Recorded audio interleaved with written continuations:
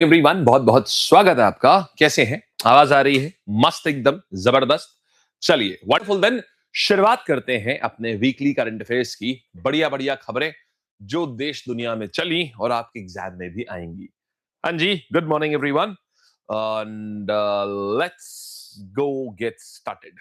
शुरू करें? आ जाओ भाई। बढ़िया स्पीड रखेंगे, बढ़िया सब कुछ देखेंगे, एवरी सिंगल थिंग सब कुछ जानेंगे, सीखेंगे, परखेंगे। आएंगे सबसे पहले मकरी विलक्कू की बात करते हैं। मकरी विलक्कू जो पर्व है, हाँ जी, मकरी विलक्कू फेस्टिवल हर साल किस राज्य का, ये एक फेमस सबरीमला टेम्पल है, वहां मनाया जाता है। तो क्या कहानी है ये? क्या कहानी है भाई? कहानी मैं आपको ऑलरेडी बता चुका हूं। मकरी विलक्कू की क्या कहानी है, क्यों शुरू करते हैं, कौन थे लॉर्ड अयप्पा, इनकी पूरी कहानी हमने कई बार आप लोगों को बताई है जी। All right, all right, all right. बहुत बढ़िया आंचल, क्या बात है, बिल्कुल सही जवाब है। आंसर इज कर्नाटका, केरला, तमिलनाडु या फिर Andhra Pradesh. The answer is Kerala. देखो यार, केरला में ना लॉर्ड अयप्पा का मंदिर है, सबरीमला टेम्पल बोलते हैं, वहां पर ऐसा होता है। और कब? जब मकर संक्रांति होती है। आपको पता है अभी 14 जनवरी को ही, 15 जनवरी को थी शायद इस बार, तो अभी मकर संक्रांति थी। हालांकि डेट मैटर नहीं करती है, ये मकर संक्रांति। तो मकर संक्रांति जब मनाते हैं ना, बस इसी टाइम पर भाई, मकर संक्रांति के समय पर ही सबरीमला टेम्पल में, जो भगवान अयप्पा को सब डेडिकेटेड है, वहां पर एक मकर ज्योति जलाई जाती है। और बहुत सारे लाखों की संख्या में श्रद्धालु जो है ये वहां पर पहुंचते हैं। एक सवाल आपसे ये बन सकता है कि पहाड़ी कौन सी है, क्योंकि यहां पर होता क्या है, जैसे मान लो यहां पर ये डिवोटीज खड़े हैं, यहां पर क्या होता है, यहां पर दिव्य ज्योति जलाई जाती है। तो ये जो पहाड़ है, इसको क्या बोलते हैं? पोन्नम, पोन्नम बलमेडु पहाड़ियां, पोन्नम बलमेडु पहाड़ियां। आंसर इज ये पोन्नम। देखो, पोन्नम बाला मेडु पहाड़ियां, पोन्नम बलमेडु पहाड़ियां, ये केरला का है। ये वही टेम्पल है जो अभी काफी, जो कुछ टाइम पहले काफी चर्चा में था, क्योंकि यहां पर महिलाओं के जाने की पाबंदी थी और फिर सुप्रीम कोर्ट ने उस पाबंदी को हटाया था। राइट, चलिए बढ़िया। यहाँ केस अब नहीं चल रहा है, वो केस डिसाइड हो गया, सुप्रीम कोर्ट ने फैसला दे दिया है और महिलाओं के फेवर में फैसला दिया है कि हाँ ठीक है, अगर नहीं जाने को अलाउड है तो नहीं जाने को अलाउड है। ऐसा फैसला आया है। रीजन ये था, बताता हूँ। तो सॉरी, उन्होंने बोला नहीं जाने को अलाउड है, तो नहीं, ये गलत है, जाना अलाउड है। जान अब जाएंगी महिलाएं, तो अभी महिलाएं आराम से जा सकती हैं। ठीक, अच्छा, एक और चीज है, ये कहां पर, अब इसकी लोकेशन ही इसकी प्रॉब्लम की जड़ थी। मतलब क्यों महिलाओं को मना करते थे? पेरियार टाइगर रिजर्व में है ये, समझो। ये पेरियार टाइगर रिजर्व के अंदर है ये। अब एक बात बताइए, पेरियार टाइगर रिजर्व इसके अंदर पड़ता है ये। अब भाई, अगर ये पेरियार टाइगर रिजर्व में है, पहाड़ी के ऊपर है, तो होता क्या था, जब महिलाएं अगर जाएंगी और मान लीजिए महिला का किसी का मेंस्ट्रुअल साइकिल चल रहा है, यानी कि पीरियड चल रहे हैं, अब उस केस में क्या होगा, जो ब्लड होगा, देखिए यहां पर क्या है, टाइगर्स है। अब टाइगर्स क्या करते हैं, दे आर कार्निवोर। कार्निवोर समझते हो ना, जो सिर्फ मांस खाते हैं। वो हो गए, वूल्स हो गए, ये बहुत दूर से ही सूंघ लेते हैं खून को। तो अगर इस केस में क्या होता, महिला की जान को समस्या, महिला की जान को खतरा होता। तो इसलिए रूल ये बना दिया गया था कि परमानेंटली कोई भी महिला वहां पर नहीं जा सकती, for the security of the women. समझ गए? बस ये है। एक और चीज, छोटे, जब लाइक छोटे का मतलब ये है कि जो फैक्चुअल एग्जाम है वहां पर ये आ सकता है कि कौन सी नदी के पास है। अक्सर लोग इसको पेरियार मार्क कर देते हैं, जो कि गलत होता है। सुनो, तो यहां पर पेरियार टाइगर रिजर्व है, नदी का नाम पंबा है, जो पंबा रिवर के पास में है ये। तो पंबा, पंबा रिवर। देखिए, मंदिर की बात हो रही है ना, मंदिर तो अंबा जी का होता है ना, अंबा माने माता का मंदिर होता है ना, तो रिवर का भी नाम माता के नाम से ही है, पंबा रिवर। ये पंबा रिवर के पास में है, पन्नामला में, ये पन्नामलमेडु हिल्स के ऊपर है और पेरियार टाइगर रिजर्व के अंदर है। ये इसकी सटीक लोकेशन है। ठीक, चलिए नेक्स्ट कहानी पर आते हैं। आइएगा, मूव करें। ठीक है, वाह अंकिता, बहुत मिलियन डॉलर क्वेश्चन आया है। एसएससी फाउंडेशन जीएस बैच में बाकी सब्जेक्ट की भी क्लास होगी ना? How did it cross your mind कि एसएससी फाउंडेशन जीएस बैच में बाकी सब्जेक्ट की भी, अगर आगे जीएस बैच लगाए तो बाकी क्यों होगी भाई? हैं? चलिए, अच्छा आगे बढ़ा जाए। हाँ, जो वो वाला है, जो एचएफटी फाउंडेशन है ना, उसमें नॉट जीएस फाउंडेशन, एचएफटी फाउंडेशन में सारे टॉपिक सबकी है, सारे सब्जेक्ट्स की है। चलिए, अब बाद में बात करेंगे उसके बारे में, ठीक है? बैचेस के बारे में अंत में, पहले अभी पढ़ लो बैचेस वगैरह सब बाद में, अंत में। चलिए, तो केरला का हो गया ये। सबरीमला टेम्पल जो है वो पेरियार टाइगर रिजर्व पे है। हाँ जी, ठीक है, केरला हो गया। और ये क्या है, यहाँ पर पेरियार टाइगर रिजर्व में है ये। और नदी कौन सी है, ये आ जाता है आपका पंबा नदी के ऊपर, ये लोकेटेड है। आएंगे आगे। हाल ही में भारतीय राष्ट्रीय राजमार्ग प्राधिकरण एनएचएआई ने अपनी क्लीन टॉयलेट पिक्चर चैलेंज पहल कब से कब तक के लिए बढ़ा दी है। अब देखो इसमें है क्या, इसके तहत क्या करा गया है। अभी क्लीन टॉयलेट पिक्चर पहल चल रही थी। अभी हाल ही में एनएचएआई को काफी ज्यादा क्रिटिसिज्म झेलना पड़ा था कि आपके हाईवे पर तो टॉयलेट ही नहीं है। अब आदमी को कहीं अगर जाना है तो क्या करेगा, कैसे जाएगा, वही बात है, फिर झाड़ियों को पानी देगा। इसके लिए क्या करा जाए, तो सरकार ने बोला, यानी नितिन गडकरी साहब ने बोला कि नहीं, ऐसा नहीं है, हमने टॉयलेट्स बनवाए हुए हैं। लोगों ने बोला नहीं, वो साफ नहीं रहते हैं। तो what he did was clean toilet picture challenge, यानी कि आप फोटो भेजिए इसमें, और फोटो आपकी जियो टैग्ड होनी चाहिए। मतलब ये एग्जैक्टली फोटो कहां से ली गई है। और अगर आपकी फोटो सेलेक्ट होती है तो आपको अवार्ड दिया जाएगा। कितने रुपए का, 5,000 रुपए तक का आपका फास्ट ट्रैक रिचार्ज कराया जाएगा। जो फास्ट ट्रैक होगा ना आपका, वो रिचार्ज कराएंगे। तो अब क्या किया गया है, अब मतलब आपका अपना व्हीकल नंबर भी दीजिएगा कि आप कौन है, और उस आपका जो फास्ट टैग होगा 5,000 रुपए तक का रिचार्ज कराया जाएगा। अगर आपकी फोटो जीतती है, मतलब सफाई है या नहीं सफाई है, दोनों केसेस में ही। तो ये है। तो कब तक बढ़ा दिया गया है इसको, 30 जून। क्या चल रहा है ये है एक राजमार्ग ऐप है। नाम क्या है, राजमार्ग यात्रा। राजमार्ग मतलब हाईवे, तो राजमार्ग यात्रा ऐप है। आप उसके तहत, तो आप लोग भी ध्यान रखो, आप कभी भी ना अगर किसी हाईवे पे जाओ, अगर नहीं वॉशरूम साफ दिख रहा है, फोटो ले लो, क्या पता रिचार्ज हो जाए आपका। गंद ऐसा मत करना। लेकिन इंडिया में पता है एक और चीज भी है यार, कि जैसे ही पता चलेगा कुछ तो मिल रहा है भाई, लोग गंदा कर देंगे। समझ रहे हैं, ऐसा हुआ है। ब्रिटिशर्स ने ना एक बार बहुत परेशान हो गए थे अंग्रेज कि कोबरा से, कि सांप बहुत निकल रहे हैं यार, सांप बहुत हो रहे हैं, क्या करा जाए। तो उन्होंने एक अवार्ड रखा कि जो भी कोबरा को मार के लाएगा उसको 1,000 रुपए देंगे। अब लोग करने क्या लगे, लोगों ने कोबरा तो मार दिए, लेकिन इंडियंस बीइंग इंडियंस, इन्होंने क्या किया, कोबरा ब्रीड करने शुरू कर दिए। अब ये कोबरा के अंडों से कोबरा ब्रीड कराते थे ये, ताकि जितना, इन्होंने रेगुलर साइकिल बना ली इसको। ब्रिटिशर्स का उद्देश्य था कि यहाँ से कोबरा को खत्म करना है, इसीलिए गांव वालों को पैसा दो, 1,000 रुपए पर कोबरा दो, और 100 रुपए पर कोबरा, जो भी रहता होगा उस समय, वो दो, और कोबरा निपट जाएंगे सारे। तो कोबरा, उससे हुआ क्या, कोबरा की पॉपुलेशन 3 गुना और बढ़ गई, क्योंकि लोगों ने अपने घर में कोबरा पालने शुरू कर दिए, और उन्हीं को उसके बाद मार करके अंग्रेजों से पैसा ले आते थे। ये बड़ी समस्या है। तो पता चला यहाँ पर रिचार्ज कराने के जा बारे, पता चला खुद ही जा करके वहां पर बिल्कुल एकदम संडास में एकदम ऐसी की तैसी कर दिए जा करके। ये बड़ी समस्या है। एनीवे, चलिए, वो तो खैर समय बताएगा क्या हो रहा है। 30 जून फिलहाल। और ऐप का नाम क्या है बालक, राजमार्ग यात्रा। पूछेगा नहीं, क्योंकि इतना स्पेसिफिकली कोई पर्पस बनता नहीं है राजमार्ग यात्रा पूछने का। हालांकि ठीक है, आगे आते हैं। एनएचए, अच्छा हाँ, अब यहां से क्या क्या चीजें बनती हैं समझो।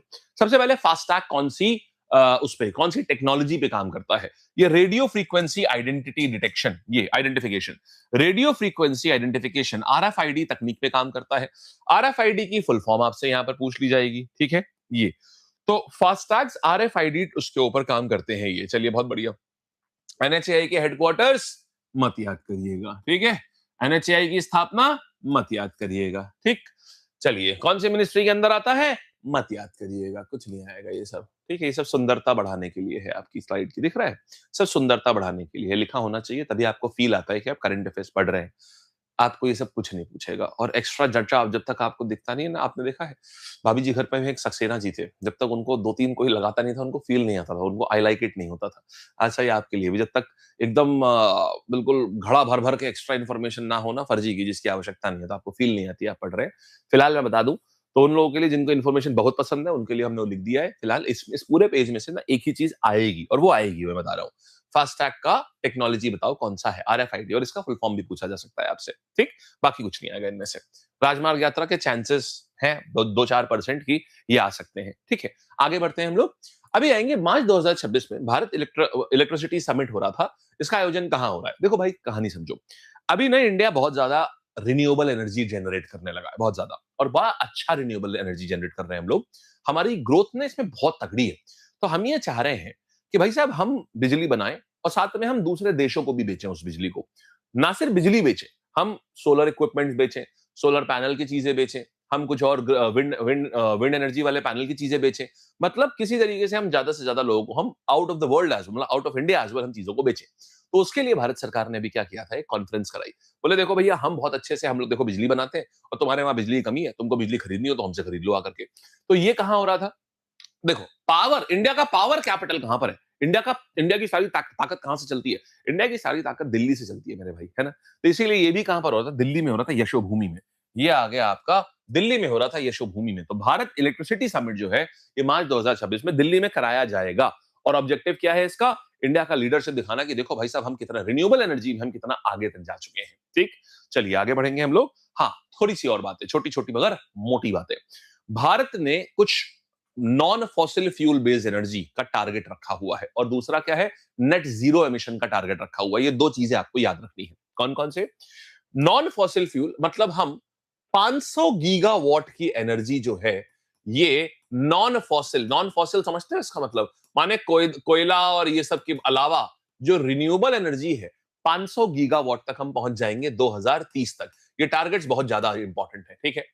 फिर इसके बाद सीओपी जो सस्टेनेबल डेवलपमेंट गोल्स हैं, और इसमें हमारा या कॉन्फ्रेंस ऑफ पार्टीज 26 जो हुआ था अभी कुछ टाइम पहले, conference of parties 26 Paris agreement के तहत, उसमें भारत ने बोला था हम 2070 तक की नेट जीरो कार्बन एमिशन पे आ जाएंगे। 2070 तक की नेट जीरो कार्बन एमिशन पे आ जाएंगे। 2070 तक की नेट जीरो का मतलब क्या होता है? क्या हम कार्बन एमिट करना ही बंद कर देंगे? नहीं, ऐसा नहीं है।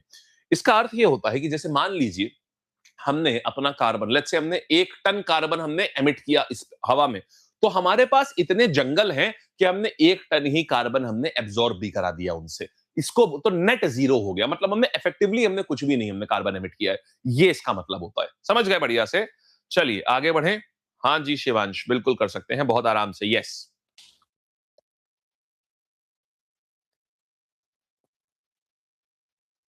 ऑलराइट, ठीक है। चलिए शिवांश भाई, क्या टोटका कर दिए थे यार तुम, हैं? सीधे पूछे सर ये एग्जाम के लिए है, जैसे हाँ बोला और बस हो गया। ऐसा तो नहीं तुम्हारा साउंड के ऊपर चलता है तुम्हारा टोटका? जैसे ही हाँ बोले, खट से आपका टोटके का असर हो गया और मेरा सिस्टम जो है वो पूरा बंद हो गया। चलो ठीक है भाई, आते हैं।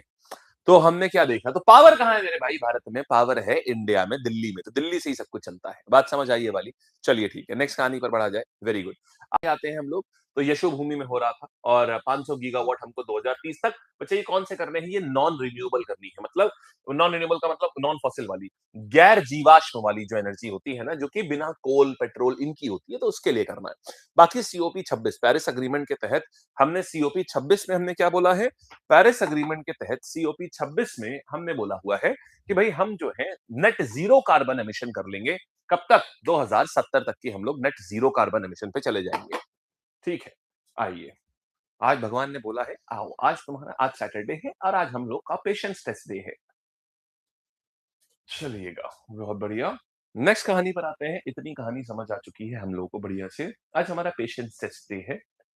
यही बहुत सारे अलग अलग यहाँ पर औजार हैं जिनसे पेशेंस को टेस्ट किया जा रहा है। ऐसा होते होते पेशेंस हमारा बहुत अच्छा हो चुका है। बहुत ही बेहतरीन। नेक्स्ट कहानी पर हम लोग आते हैं। इतना हमने देखा, फिर देखिएगा।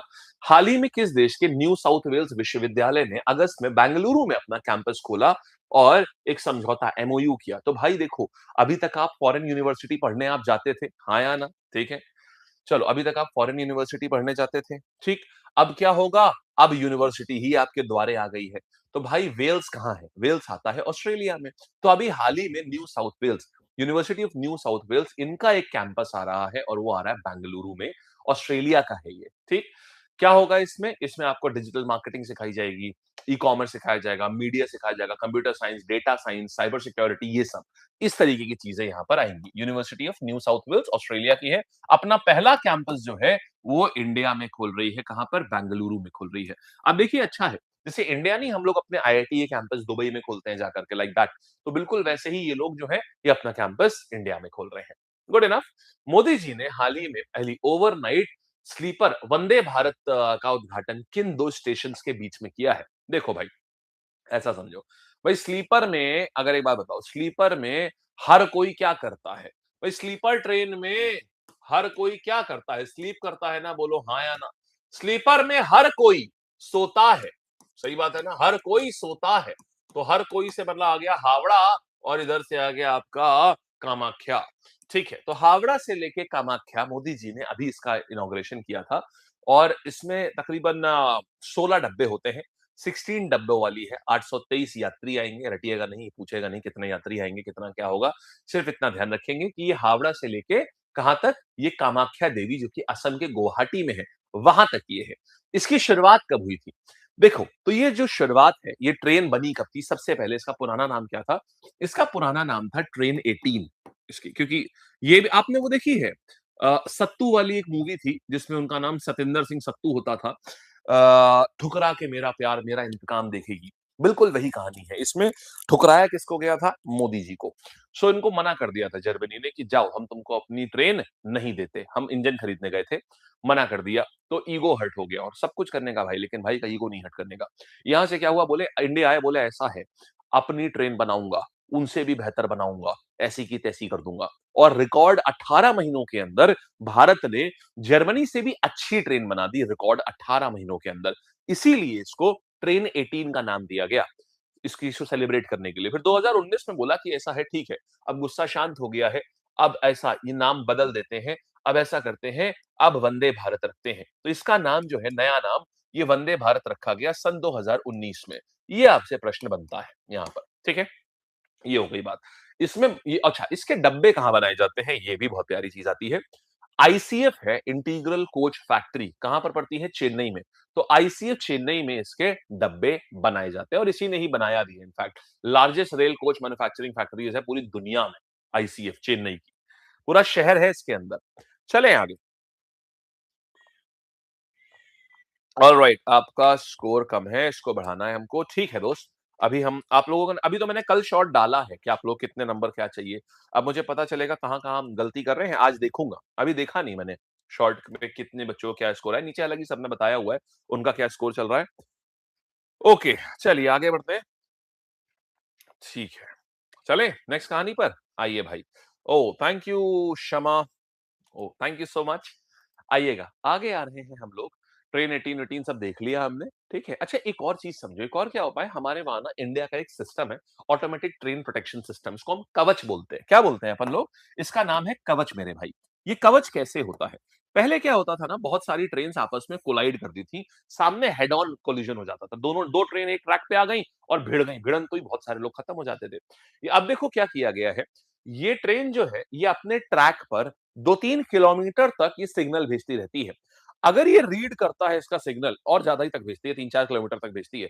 जैसे ही इसका सिग्नल रीड कर लेता है कि अरे एक मिनट यार, इस ट्रेन के ऊपर तो कोई और भी, इसी ट्रैक के ऊपर तो कोई और भी ट्रेन आ रही है, तो वो अपने आप ही ब्रेक लगा देता है। माने ट्रेन की भिड़ंत तो हो ही नहीं सकती। इसको कवच बोलते हैं। तो ये जो डब्बे हैं इस ट्रेन के, वो सब कवच लैस्ड है, कवच सिस्टम से लैस्ड है। एंटी, या जाएगा anti, automatic train protection, ATP system इसका नाम पूछता है, इसका नाम है कवच, ठीक है। आइएगा, हाल ही में अभी एक राज्य है, वहां पे काकीनाडा में भारत का पहला ग्रीन अमोनिया परियोजना का शिलान्यास किया गया है। अब देखो, ये सवाल जो है, ये आपका 100 नहीं 1000% एग्जाम में आएगा ही आएगा, 100% आएगा। क्यों आएगा, हम आपको पहले ये बता देते हैं, फिर आपको याद भी कराएंगे, टेंशन ना लेना अभी।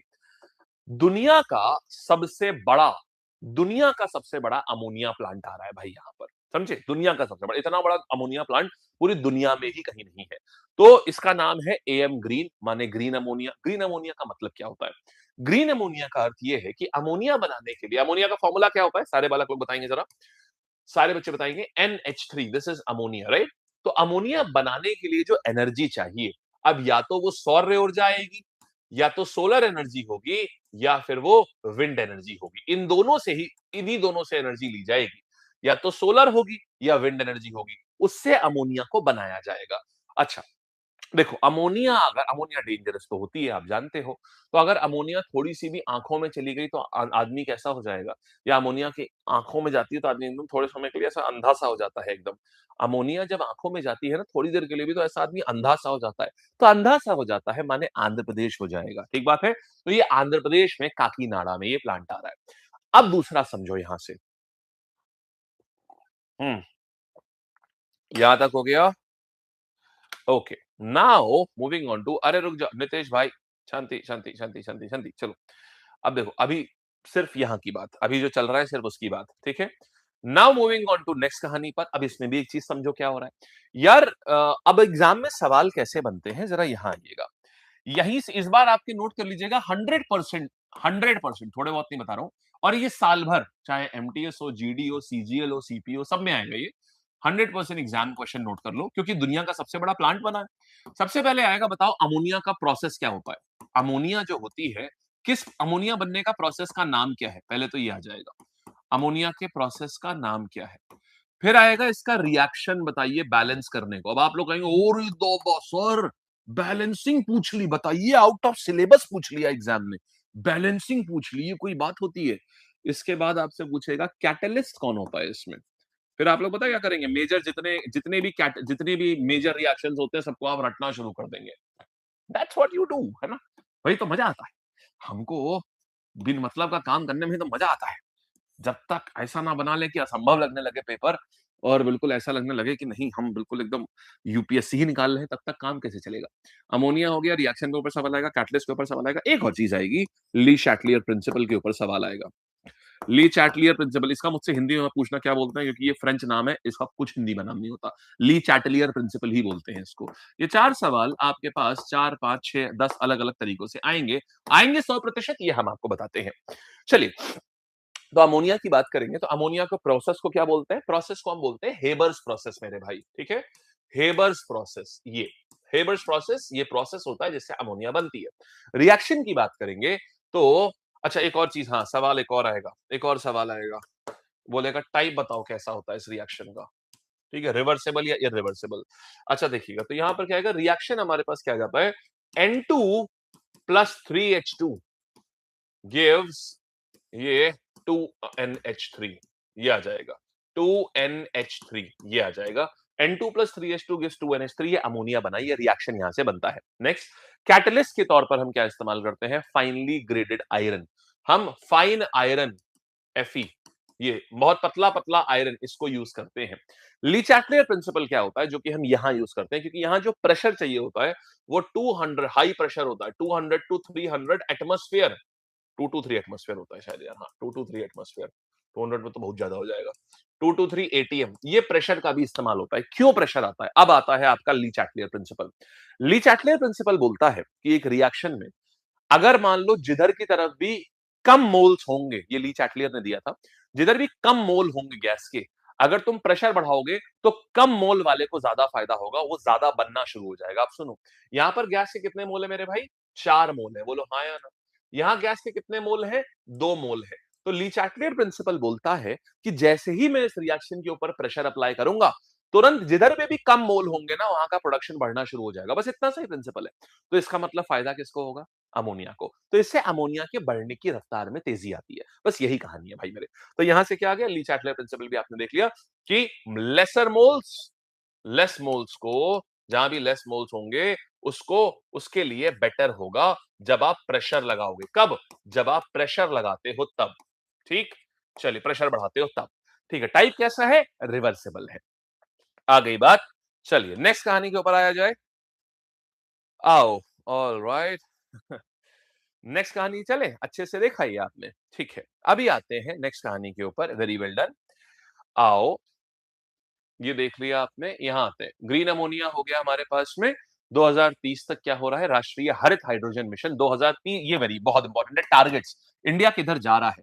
तो 2030 तक की हमको 5 मिलियन टन पर ईयर, ये हमको निकालना है। अच्छा देखो, ये उसी से है जी, 5 मिलियन टन हाइड्रोजन बनाएंगे तो हम उससे क्या करेंगे, गीगावाट ऑफ एनर्जी जो वाली जो बात आ रही थी 2030 तक का, उसका भी टारगेट है। वो 500 गीगावाट एनर्जी है, ये 5 मिलियन टन है। ये मत कर देना कि उसका, उसको बोल दिया 5 गीगावाट, इसको बोल दिया 500 मिलियन टन, ये मत करना धोखे से भी, ये बहुत इंपॉर्टेंट है ये।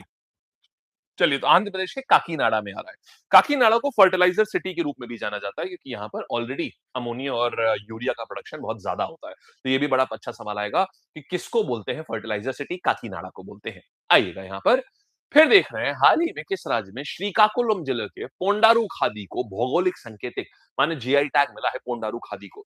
कुछ नहीं मेरे भाई, आपको सिंपल एक छोटी सी चीज बता रहा हूं, देखो। हाँ जी, RBI office assistant, yes. Now see, आराम से देख लो, इससे आराम से देख लो, उसमें तो पूरा यही आ जाएगा, जो भी पढ़ा रहा हूं सब आ जाएगा। Current affairs is a common thing for CLAT को छोड़ करके, अभी जो एग्जाम होने वाले हैं क्लैट और उसको छोड़ दो, बाकी सब में काम आता है ये वाला। ठीक है, आंध्र प्रदेश कैसे याद रखोगे समझो मेरे भाई, जिस भी दक्षिण में ना जिसमें भी तुम श्री नाम ले लो, जितने भी जैसे श्री हरिकोटा हो गए, श्री शैलम हो गए, श्री कालहस्ती हो गए, सारे के सारे आंध्र प्रदेश में। जैसे ही नाम में श्री आया सीधे डाल दो वहां पर। तो जीआई टैग यहाँ किसको दिया गया है? यहाँ आ जाएगा श्री दिया तो माने आंध्र प्रदेश डाल दो, कुछ नहीं सोचना है आपको। ठीक है, आइए यहाँ आएंगे हम लोग। मोदी जी ने अभी हाल ही में कौन से राष्ट्रीय उद्यान से होकर गुजरने वाले भारत के सबसे लंबे elevated wild life corridor 35 kilometre का है, इसका इनॉग्रेट करा है। अच्छा, इसका मतलब क्या होता है पहले हम आपको ये समझाना चाहेंगे, बहुत इंपॉर्टेंट है ये। देखिएगा, होता क्या है, आमतौर पर क्या होता था, जब भी ना कोई हाईवे बनाना होता था, तो ये जो जंगल दिख रहा है ना आपको, ये यहाँ पर इसको पूरा काट देते थे। अब जंगल पूरा काट दिया, अब जंगल काटने के बाद फिर बीच में से हाईवे निकाल देते थे। अब उस कारण बड़ी समस्या होती थी कि जो जानवर होते थे वो कई बार सड़कों पे आ जाते थे। उनका एक तो हैबिटेट डिस्ट्रक्शन होता था, लोगों के साथ उनका कभी आदमी खा लिया, कभी औरत खा ली, कभी बच्चा खा लिया, यही वाली सारी प्रॉब्लम होती थी। कभी लोगों की गाड़ियों से वो हिट हो जाते थे, जानवर हिट होकर मर जाते थे। तो अब क्या करने लगे, इसीलिए एलिवेटेड कॉरिडोर। देखो, जंगल के बीच से निकाला लेकिन पूरा पूरा ऊपर ऊपर निकाल दिया, जंगल को कोई नुकसान ही नहीं हुआ। ये बहुत बेहतरीन बात है। अब बात ये आती है, ये देश का सबसे लंबा एलिवेटेड कॉरिडोर है, मतलब 35 किलोमीटर तक ये ऊपर ही ऊपर चल रहा है ये है, समझे? अच्छा, तो कहां पर होगा ये? देखो एक बात बताओ, आप ऐसा समझो यार, अगर आपको याद हो तो जज की कुर्सी आपने देखी है? जज की कुर्सी हमेशा ऊपर होती है ना, बोलो हाँ या ना। ऐसे बताता हूं कैसे याद रखोगे। जज की कुर्सी आप किसी भी मूवी में देखो, जज की कुर्सी ऊपर होती है ना। और दोस्त, काजी को भी जज बोलते हैं। इस्लामिक लॉज में पहले क्या होता था, दिल्ली सल्तनत में और यहाँ पर दिल्ली सल्तनत में एंड मुगल्स में, जो काजी होते थे ना, दे वर द जज। तो उनकी कुर्सी हमेशा ऊंची होती थी। तो ऊंची कुर्सी पे कौन बैठेगा? काजी। तो काजी से आया मेरे पास में काजीरंगा। ऐसे याद रखिएगा, आपको याद रहेगा बहुत अच्छे से। ठीक है। अच्छा, अब यहीं से एक और चीज आती है। फिर इस बार ना सवाल आपसे पूछेगा, बताओ एनएच ये वाला कहां पर है? जो एनएच ये है, वो ज्योग्राफी का सवाल नहीं हुआ, वो करंट अफेयर से निकाला हुआ सवाल है। एनएच 715। तो ये जो बन रहा है ना, ये आप देख रहे हो, ये है एनएच 715। ये एनएच 715 है ये। अब आपसे पूछेगा भी इस बार कि बताओ भाई, एनएच 715 कहां पर है? आप बता दोगे कि भाई साहब ये असम में है और गाजीरंगा के पास से जाता है। क्लियर है? यहां तक हो गया बढ़िया से एकदम। चलिए शाबाश, आगे आया जाए ना। हाल ही में केंद्रीय बिजली मंत्री मनोहर लाल ने बिजली क्षेत्र के लिए उत्कृष्टता केंद्र, सेंटर ऑफ एक्सीलेंस का सुझाव दिया। कहां पर कर रहे हैं? बिजली मंत्री हैं। सेंटर ऑफ एक्सीलेंस का मतलब हम यहां पर बेहतर करते चले जाएंगे। कैसे बिजली पावर जो है, पावर को हम कैसे और अच्छा डिस्ट्रीब्यूशन कर सकते हैं। आप जानते हैं हमारे पास जितनी पावर बनती है और हमारे घर में कितनी आती है उसकी, हम जितनी, लेट्स से अगर हम 100% पावर अगर हम बनाते हैं ना, और हमारे घरों में उसकी आती कितनी है? लगभग 21 से 23% आती है भाई साहब, बस। बाकी सब लॉस हो जाती है। सोच के देखो, 5 गुना कम पावर आती है। हम इससे 5 गुना पावर हम वो करते हैं। मतलब अगर let's say 100 gigawatt of power बनी है भाई, तो ये हमारे घरों तक आते आते आते आते आते आते वो 20 से 25 गीगावाट ही रह जाएगी बस। क्यों? हीट एनर्जी में डिसिपेशन। जो तार होते हैं, आपको पता है रेजिस्टेंस होता है, तारों में रेजिस्टेंस होता है, रेजिस्टेंस की वजह से हीट होती है। तो जो इलेक्ट्रिकल एनर्जी है वो हीट एनर्जी में डिसिपेट हो जाती है। सोचो, इतना भयंकर लॉस है, इतना भयंकर लॉस होता है इसकी वजह से। मतलब हम कितना भी बना लें, हमारे पास मात्र 20 से 24% ही हमको मिलेगी। दैट टू गुड सिनेरियो में बता रहा हूं, जब तार की क्वालिटी बहुत अच्छी होगी। एवरेज सिनेरियो में ये 14 से 16-17% ही गिर जाती है। सोचिए कितना खराब है। अब इसी चीज को बेहतर करने के लिए सेंटर ऑफ एक्सीलेंस पावर, और पावर तो आपको पता है एक ही शहर में होती है। पावर तो मेरे भाई सिर्फ दिल्ली में है, खत्म कहानी। तो जब भी पावर की बात आए तो पावर तो दिल्ली में और कहीं है ही नहीं। पूरा देखना, मैं आपको पूरा याद करवाऊंगा, खाली मुझे पढ़ाना नहीं है, हम आपको याद करा के ही भेजेंगे घर। ठीक, आइएगा। नई दिल्ली में अभी है राष्ट्रीय वन्य जीव बोर्ड की स्थायी समिति जो है, इसकी 88th बैठक चल रही थी। कौन इसको वो कर रहा था? देखो यार, वन के जीव कहाँ रहते हैं मेरे भाई? वन के जो जीव हैं वो कहाँ रहते हैं? वो जमीन पे रहते हैं ना, भू पे रहते हैं ना। तो भूपेंद्र यादव हो जाएगा। अच्छा, अब देखो, अब ये है क्या? पहले ऐसे समझते हैं। वन के जीव, भू माने जमीन होता है, तो जमीन पे रहता है तो भूपेंद्र यादव हो जाएगा। इतनी बात ठीक है। अब देखिएगा, अब कहानी हमारे पास क्या आती है, क्या है ये पूरी चीज। भारत में एक एक्ट आया था, वाइल्ड लाइफ प्रोटेक्शन एक्ट। याद आ गया? कब आया था? 1972 में। ये पूछता है कब आया था। Wild life protection act 1972। उसी में इन्होंने एक कमेटी बनाई बोला कि भाई देखो ऐसा है, ये national board for wild life ये यहाँ पर एक बनाएंगे हम, ये देखेगा कि कैसे-कैसे हमको वाइल्ड लाइफ को कैसे बचा करके रखना है। तो बस इनकी मीटिंग हो रही थी। न्यूज़ बहुत बड़ी नहीं है, लेकिन सवाल कैसे बनाते हैं यहाँ से आजकल, ये नए पैटर्न में ऐसा खूब बना रहे हैं। जैसे मान लो कोई मीटिंग हुई, अब जैसे मान लो यहाँ भूपेंद्र साहब बैठे। अब आपको ये पता है कि यार ठीक है, भाई ये मेरे एनवायरनमेंट मिनिस्टर हैं। प्राइम मिनिस्टर इसमें ध्यान रखना हमेशा प्राइम मिनिस्टर जो होते हैं वो इस कमिटी के चेयरमैन होते हैं और जो एनवायरनमेंट मिनिस्टर होते हैं वो सेकंड नंबर पे आते हैं इसमें। तो अब हमें ये पता चल गया कि ठीक है भाई, ये जो यूनियन एनवायरनमेंट मिनिस्टर हैं ये भूपेंद्र साहब है। वाइल्ड लाइफ एनवायरनमेंट के अंतर्गत आती है। सवाल कैसे पूछता है? बताइए मिनिस्ट्री ऑफ एनवायरनमेंट का मुखिया कौन है? हम गलती क्या करते हैं, हमें लगता है कि यार सारे मंत्री और उनके पोर्टफोलियो याद कर लो, जबकि ये ऐसे नहीं है। एग्जामिनर ये देखता है कि आपको मंत्री और पोर्टफोलियो की लिस्ट नहीं याद करनी है, वो आपसे लिस्ट ही एलिमिनेट कराना चाहता है और आप लिस्ट को याद कर रहे होते हो। वो ये देखता है कि आपने जब करंट अफेयर्स पढ़ा था, तो ये न्यूज़ पढ़ी थी। इस न्यूज़ को वो ऐसे कभी नहीं पूछेगा कि बताओ एनसीडब्ल्यूएल की कौन-कौन से नंबर की मीटिंग थी या बताओ कौन चेयर कर रहा था, ना। वो पूछेगा बताओ यूनियन मिनिस्टर फॉर एनवायरनमेंट कौन थे? अब आपको याद रहेगा कि यार वो भूपेंद्र थे। एनवायरनमेंट में जीव-जंतु ये सब की ध्यान रखा जाता है, ज़मीन पे रहते हैं तो भूपेंद्र यादव, भू पे रहते हैं तो भूपेंद्र यादव, खत्म कहानी। ऐसे याद करना है। समझ गए? चलिए वेरी गुड। आइएगा। तो चेयरपर्सन प्राइम मिनिस्टर होते हैं और ये एक स्टैट्यूटरी बॉडी माने एक्ट ऑफ द पार्लियामेंट के तहत ये बनाई गई है और एनवायरनमेंट मिनिस्टर इसके मेन सेकंड नंबर पे आते हैं। कौन से एक्ट के तहत है ये? ये आता है ये आपका वाइल्ड लाइफ प्रोटेक्शन एक्ट 1972। ठीक है, मूविंग ऑन टू नेक्स्ट। जनवरी 2026 में मोदी जी ने गुवाहाटी के सरूर जाई स्टेडियम में किस समुदाय के सांस्कृतिक विरासत का जश्न मनाने वाले उत्सव बागुरुम्बा धो को 2026 को संबोधित किया?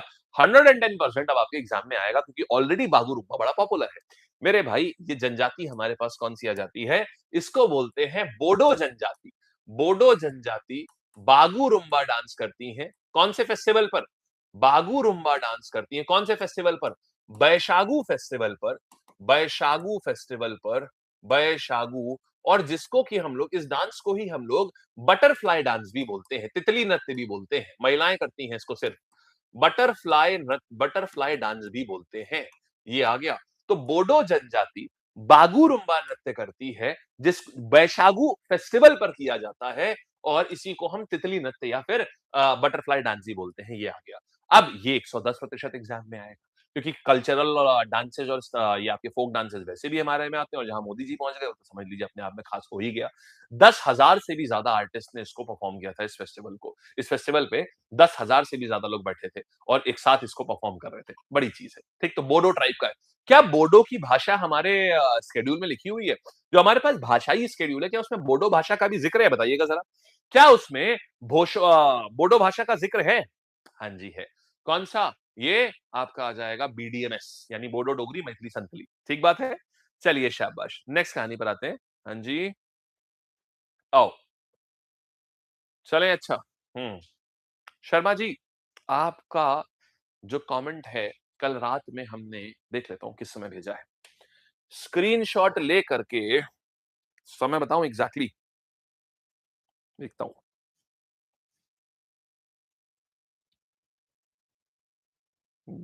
1:22 ठीक है, आपके कमेंट का स्क्रीनशॉट है। कमेंट पढ़ दूँ? और सर मैं आपको कैसे मैसेज कर रही हूँ कि मैं सिलेक्टेड हूँ सर काउंसलर में मेरी कंडीशन सही नहीं रही रहती तो आपके इतने पीछे नहीं पड़ती। मैं पूरा वाला आपके नंबर के आखिरी डिजिट्स हैं 681930। अब आपको विश्वास हो गया? मैं इसका मतलब मैंने पक्का करा होगा। सामने ये आपका मैसेज है, ये मैंने रात में लगभग 1:22 पे मैंने जो इस फील्ड के कंसर्न व्यक्ति हैं, उनको स्क्रीनशॉट भेजा है और उनसे कहा है कि आपसे आज कनेक्ट कर लें। ठीक? चलिए, होता क्या है ना मुझे बहुत सारे काम होते हैं ऑफिस में, बहुत सारे and it is very difficult for me to remember things. तो जैसी याद रहती है तो करा देता हूँ। कुछ भूल जाता है तो फिर ऐसा फिर 1-2 दिन रुक के हो जाता है। लेकिन कोशिश रहती है कि हम सारी चीज़ें करवा दें। आइए, आगे आते हैं। चलिए, तो यहाँ पर आ गया, बागुरुम्बा हो गया, बोडो समुदाय हो गया। अच्छा ये कहाँ पर हो रहा था? सरू सजाई स्टेडियम गुवाहाटी में है, एक बड़ा स्टेडियम, इसी को इंदिरा गांधी एथलेटिक स्टेडियम भी बोलते हैं इसको। ठीक है, यहाँ पर हो रहा था। देख सकते हो देखो ठीक है, इम्पोर्टेंट है ये क्योंकि प्राइम मिनिस्टर के सामने इतने बड़े मंच के ऊपर 10,000 लोगों ने परफॉर्म किया है, तो स्टेडियम ऐसे इम्पोर्टेंट है। बट ऐसे स्टेडियम की लिस्ट मत याद करने लगना, ठीक है ना? चलो, आगे बढ़े? Very well done. नेक्स्ट कहानी पर आते हैं हम लोग। देखो यहाँ आते हैं हाल ही में किस राज्य सरकार ने हिंदी के अलावा अन्य प्रमुख भारतीय भाषाओं में उत्कृष्ट साहित्यिक कार्यों को सम्मानित करने के लिए समोझी इक्किया विरुद्ध ये लेकर के आए हैं। अब यार ये है क्या, समझो। देखो, इसका मतलब ये है कि सारे साहित्य जो हैं, अलग-अलग साहित्य को इनाम दिया जाएगा एक्सेप्ट हिंदी साहित्य। हिंदी साहित्य को इनाम नहीं दिया जाएगा, बाकी साहित्यों को इनाम दिया जाएगा। इसका रीज़न ये भी हो सकता है कि हिंदी साहित्य के लिए ऑलरेडी कई सारे इनाम हैं। अब ये कौन-सा राज्य करेगा? कॉमन सेंस लगाओ, ये एक ऐसा राज्य करेगा जो कि हिंदी से थोड़ा-सा एंटी रहता है या हिंदी को बहुत ज़्यादा प्रोत्साहन करने में मना करता है, नहीं, नहीं, हिंदी नहीं, हिंदी नहीं। अब ऐसे में देखो, ईज़ी होता अगर हमारे पास 3 नॉर्थ के और 1 साउथ का होता। प्रॉब्लम ये है चारों ही साउथ के आ गए। फिर भी आपको बताते हैं, देखिए क्या आएगा ये है बालकगण ये तमिलनाडु। तो तमिलनाडु के चीफ मिनिस्टर साहब, जिनका नाम क्या है? Anyone with the name? Anyone with the name? शाबाश! ये आ जाते हैं एमके स्टालिन। तो एमके स्टालिन साहब ने बोला, देखो भाई, अगर तुम ना 7 भाषाएँ, कितनी भाषाएँ हैं? 7 भाषाएँ। 7 भाषाओं में कौन-कौन सी आ जाती है? आपकी 7 भाषाओं में साउथ की सारी भाषाएँ। तमिल हो गई, तेलुगु हो गई, कन्नड़ हो गई, मलयालम हो गई और ये हो गई, इतनी आपकी कौन-सी? इतनी तो नॉर्मल भाषाएँ हो गई आपकी। फिर मराठी हो गई, ये हो गई। फिर इधर ईस्ट की उड़िया और बंगाली। माने बोले ये 7 भाषाएँ हैं भाई। इन 7 भाषाओं में अगर आप कोई बढ़िया तगड़ा साहित्य लिखते हो, तो हम आपको 5 लाख रुपए का इनाम देंगे अगर आप सेलेक्ट हो जाते हो, अगर आपको ये इनाम मिलता है तो। तो इस इनाम के तहत इन 7 भाषाओं में इम्पोर्टेंट है ये बहुत अच्छा न्यूज़ है, बहुत अच्छी। 7 में ध्यान रखना हिंदी नहीं इंक्लूड है इसमें। साउथ की सारी भाषाएँ हैं इसमें, ठीक है? यानी कन्नड़ है, मलयालम है, तेलुगु है, तमिल है, मराठी है और उड़िया और बंगाली है। ये आ गई, ये 7 भाषाएँ हैं। जीतोगे तो 5 लाख रुपए का इनाम मिलेगा प्रति भाषा। हर भाषा पे 5-5 लाख रुपए का इनाम मिलेगा, साहित्य लिखते हो अगर आप तो। ठीक, चलिए आइए। तो नेशनल न्यूज़ हमारी खत्म होती है बालकगण, सबसे ज़्यादा नेशनल न्यूज़ ही होती है, नेशनल न्यूज़ हमारी ओवर होती है, अब हम आते हैं इंटरनेशनल न्यूज़ के ऊपर। आइएगा यहाँ पर बात करते हैं, अभी जनवरी 2026 में हमारे मंत्री जी हैं अश्विनी वैष्णव, इन्होंने किस शहर में G seven critical mineral ministerial meeting में भाग लिया और भारत का प्रतिनिधित्व किया। बहुत तगड़ा किया था, इन्होंने इतना बढ़िया रिप्लाई दिया था। इन्होंने जैसे क्या था ना, यहाँ पर ईयू के चीफ बैठे हुए थे, मैंने ये पूरी मीटिंग देखी थी। ईयू के चीफ बैठे थे, उन्होंने बोला, अरे इंडिया में आपको क्या लगता है इंफ्रास्ट्रक्चर कैसा है एआई वेआई का? इंडिया तो एक third world type developing country है, बेइज्जती करी लाइव। उसका इतना बेहतरीन जवाब दिया इन्होंने। हाँ, सही कह रहे हैं। एक काम करते हैं, हमारे पास में इस समय दुनिया का सबसे लीडिंग आर्किटेक्चर है, हमारे पास में दुनिया का सबसे ये बोले, नहीं नहीं आपके पास, लेकिन आपके पास कोई मॉडल तो नहीं है अपना डेवलप करा हुआ ना, और आपने कोई ऐसा रीजनिंग वाला मॉडल भी आपने नहीं बनाया। तो उन्होंने बड़ी प्यारी बात बोली। तो उन्होंने बोला कि 90 टू 95% वर्क जो एआई के होते हैं, 90 टू 95% वर्क एआई के, वो मुश्किल से उसके लिए आपको इतनी हाई कंप्यूटेशनल पावर चाहिए ही नहीं होती, और that is where we are focusing. हम उस जगह फोकस कर रहे हैं, 95% काम पे फोकस कर रहे हैं, 5% काम का हमें मतलब ही नहीं है। 95% काम जो है वो एक मीडियम पावर चिप्स से होता है, और जिसकी इंडिया जो है वो उसका भयंकर स्टैक लगा रहा है इस समय, और इंडिया से ज्यादा वो मीडियम पावर चिप्स किसी के पास है ही नहीं। उनको भी समझ में आया, हाँ यार, हर कोई उस रेस में है कि हम सबसे पावरफुल चिप बनाएंगे, सबसे पावरफुल चिप बनाएंगे। इंडिया ने गेम ही बदल बदल दिया। उसने बोला तुम बनाओ सबसे पावरफुल चिप। हम, जबकि 95% काम जो है वो सबसे पावरफुल चिप की जरूरत ही नहीं होती है, उसमें उसमें मीडियम पावर चिप्स की आवश्यकता होती है। हम सिर्फ सारा गेम यहां पर खेलेंगे। तो इससे हमने क्या किया, हम सब सिर्फ पावर नहीं हुए, लेकिन हमने अपने सारे काम एआई पावर्ड कर दिए, क्योंकि हमारे सारे कामें के लिए जितने भी रोजमर्रा के काम है वो सब एआई चिप से हो जाएंगे इजीली, अगर हम मीडियम पावर चिप्स का इस्तेमाल करेंगे तो भी। तो हमने उनका गेम खेला ही नहीं, हमने गेम ही बदल दिया। ये एक बहुत स्मार्ट मूव किया इंडिया ने। तो ये मीटिंग, ये पूरी मीटिंग ना बड़ी इंटरेस्टिंग थी। तो ये कहां हो रहा था? वॉशिंगटन डीसी में हो रहा था ये। ठीक है, तो this was happening in Washington DC. चलिए, शाबाश, आगे बढ़ा जाए। Very good. नेक्स्ट कहानी पर हम लोग आते हैं। आइएगा, करंट अफेयर्स एंड वेव्स। अरे भाई, ये पढ़ लो, फिर बता देना कौन सा टॉपिक चाहिए, करवा देंगे जो बताना। अच्छा, इसमें हो क्या रहा था, इंडिया सिक्योर मिनरल सप्लाई की बात कर रहा था। किस चीज के लिए? कौन से मिनरल सप्लाई? कुछ क्रिटिकल मिनरल सप्लाई है, जैसे समझो लिथियम हो गया, कोबाल्ट हो गया। अब ये सब ना बड़े इंपॉर्टेंट होते हैं। क्यों? ये इसलिए इंपॉर्टेंट होते हैं कि ईवी बनाने के लिए बहुत जरूरी है, चिप बनाने के लिए बहुत जरूरी है। तो इन सब का सप्लाई चेन को मजबूत करने के लिए ईयू के पास में इसके अच्छे डिपॉजिट्स हैं, तो वो हमको ये सारी चीजें दें, इसके लिए हम वहां पर गए थे। समझ गए? और ये कहां पर हो रहा था? ये बेसिकली जी7 का हो रहा था, लेकिन इसमें जी7 के अलावा और भी कंट्रीज थी। इंडिया जी7 का मेंबर है क्या? नहीं है, इंडिया जी7 का मेंबर नहीं है, इंडिया जी20 का मेंबर है। ठीक, आपसे ये भी पूछेगा, बताओ क्रिटिकल मिनरल कौन कौन से होते हैं? आइएगा जरा देखिए।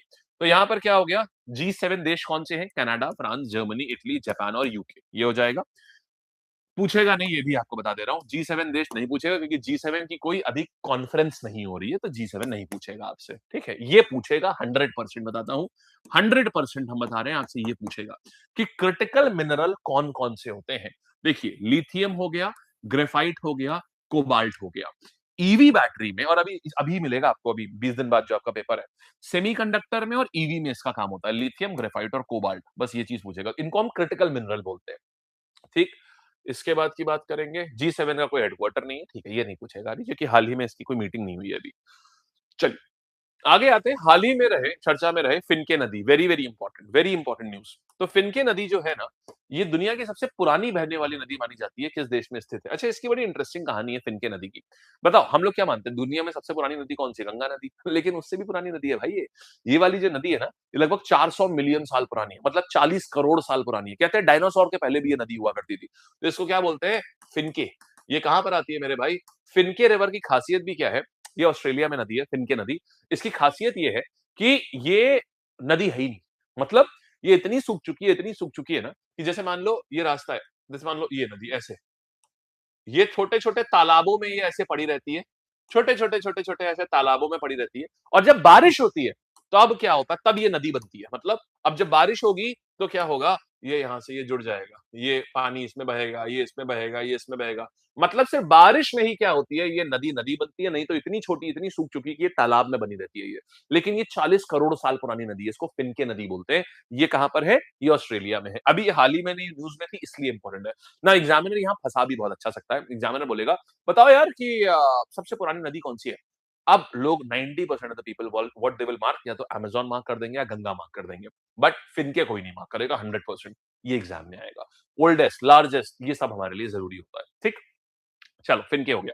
फिर स्पोर्ट्स का ऑस्कर, यार इसको बोलते हैं लॉरियस वर्ल्ड स्पोर्ट्स अवार्ड्स। ये स्पोर्ट्स का ऑस्कर माना जाता है। इसमें ना ऐसा नहीं है कि आपको खाली लेट्स से रेसलिंग में मिलेगा, ये overall as a sports, as a discipline में ओवरऑल सबसे बेहतरीन प्रदर्शन किसने किया है, उनको मिलता है लॉरेस स्पोर्ट्स। मतलब जो बिल्कुल स्पोर्ट्स में एकदम पागल है, एकदम बिल्कुल एकदम पागलों की तरीके से स्पोर्ट्स खेलते हैं, एकदम अलग लेवल पे उन्होंने कुछ मचा दिया है। मतलब मैड है मेरे भाई स्पोर्ट्स में। कौन है वो? स्पोर्ट्स में मेरे भाई एकदम मैड है वो।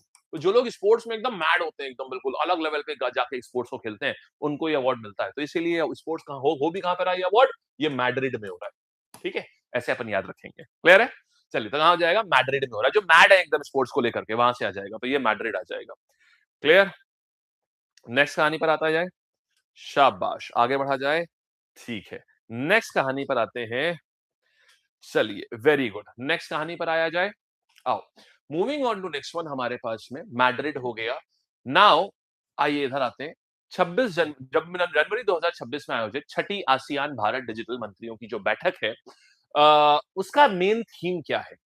Asia, ASEAN. अब आसियान इज इंपॉर्टेंट। आसियान देखो, association of south East Asian Nations. South East Asian, कितने लोग ऐसे हैं हाथ उठाइएगा जो साउथ ईस्ट एशियन नेशन नहीं जानते कि क्या होता है? बोलो, साउथ ईस्ट एशियन नेशन नहीं जानते कि क्या होता है, बोलेंगे? शाबाश। हाँ जी। How many of you do not know what is a South East Asian nation? नहीं जानते पक्का? बिंदास बताओ यार। Okay okay okay okay okay, इतने सारे लोग नहीं जानते हो हैं? चलिए ठीक है, ध्यान से सुनिएगा, बताते हैं। देखिएगा, साउथ ईस्ट एशियन नेशन क्या होता है। नाउ ऐसा है, साउथ ईस्ट एशियन नेशन ऐसा होता है कि आप देखो, जैसे अगर आप दिशाओं की बात करेंगे, तो आप जानते हैं दक्षिण दिशा ये होती है, साउथ होता है, और ये ईस्ट होता है। हाँ जी। साउथ ईस्ट का मतलब क्या आ गया? साउथ ईस्ट का मतलब आ गया ये हो गया। ठीक है, तो हमारे पास क्या आया, ये वाली दिशा जो है ये पूरी साउथ ईस्ट हो गई, ऐसे हो गई ये पूरी साउथ ईस्ट। ठीक, अब जरा थोड़ी देर के लिए ना एशिया के मैप पर आते हैं। यार मेरे पास अगर कोई यहाँ पे ढूंढ सकते हैं क्या एशिया का मैप? देखता हूँ, अगर हम यहाँ पर एशिया का मैप, हम बुला लें एशिया का मैप को।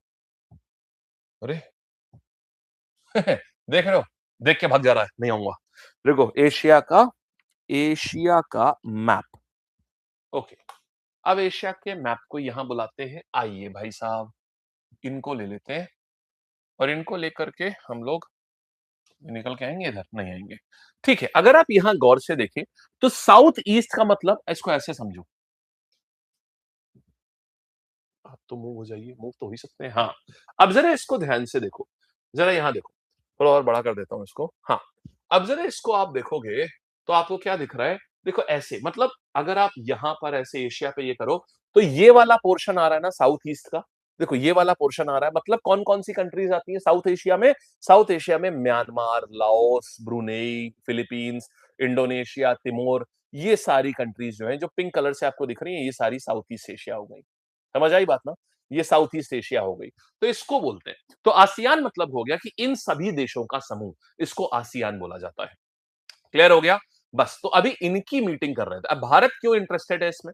भारत इसलिए इंटरेस्टेड है क्योंकि देखो वेस्ट के ऊपर बहुत डिपेंड नहीं रह सकते, बड़े दोगले लोग हैं वो लोग। तो इसीलिए हमने क्या बोला? हमने बोला है हम ईस्ट की तरफ जाएंगे। ईस्ट माने हम पूरब की तरफ अपनी दोस्ती बढ़ाएंगे। एक्ट ईस्ट पॉलिसी है हमारी, इसलिए हम आसियान की कोई भी न्यूज बड़ी खास होती है। ठीक है जी? तो इन्होंने क्या बोला है? देखो ऐसा है, इन्होंने बोला है, अब आते हैं थीम। अभी हाल ही में एक मीटिंग हुई थी, तो इस मीटिंग में बस बस आपका काम हो गया, तो आप जा सकते हैं, नमस्ते। लेकिन ये जाएंगे कैसे? अच्छा, यहाँ से जाएंगे, ठीक है। तो यहाँ पर क्या आ जाएगा? थीम क्या आएगा? डिजिटल कनेक्टिविटी फॉर ऑल, और आसियान डिजिटल वर्ल्ड, या सिक्योर एंड इंक्लूसिव। यहाँ पर आ जाएगा डिजिटल कनेक्टिविटी फॉर ऑल, सभी के लिए डिजिटल कनेक्टिविटी, ये थीम है, ये याद रखना पड़ेगा। इसमें सच कुछ वो नहीं है। हाँ, अब है क्या? डिजिटल, एक मिनट दूंगा, अडेप्टिव एशियन, अच्छा नहीं नहीं, इंटेलिजेंस भी है, ये है कनेक्टिविटी टू कनेक्टेड इंटेलिजेंस। मुझे ये याद था कि इसमें दो सी है, connectivity to intelligence, connected intelligence. इसका मतलब ये कि हम लोग भाई जुड़े हुए हैं आपस में, साथ में हम लोग इंटेलिजेंस भी शेयर करेंगे। क्यों इंटेलिजेंस शेयर करेंगे? दुनिया का सबसे बड़ा चरस गांजा जो है, चरस गांजे की तस्करी यहां से होती है, इसलिए करेंगे।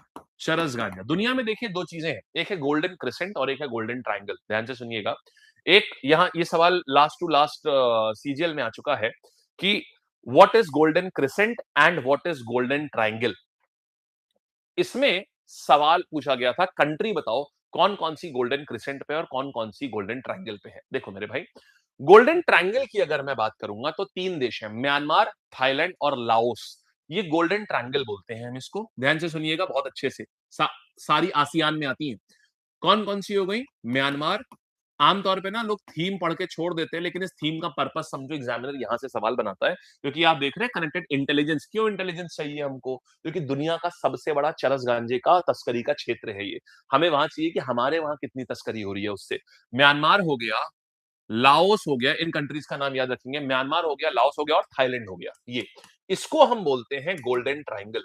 यहां पर दुनिया का सबसे ज्यादा रेगुलर मीटिंग होती है, यहां पर ड्रग्स के लिए सबसे बड़ा एरिया है।